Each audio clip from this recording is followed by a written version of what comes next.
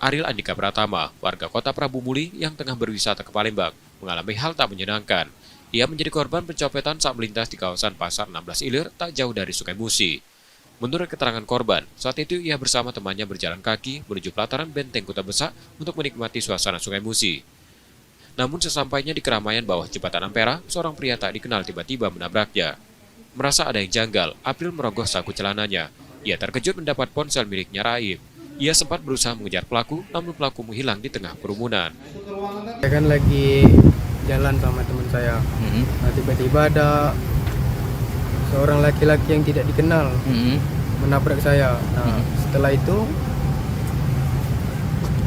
setelah dia pergi, nggak lama saya cek HP saya sudah hilang Pak di kantong. Yang mepet sendiri Pak, dia sendiri Pak. Ia pun melaporkan insiden tersebut ke Polrestabes Palembang. Hingga kini insiden itu masih dalam penyelidikan unit reskrim Polrestabes Palembang. Yudi Kiswanto, Kompas TV, Palembang, Sumatera Selatan.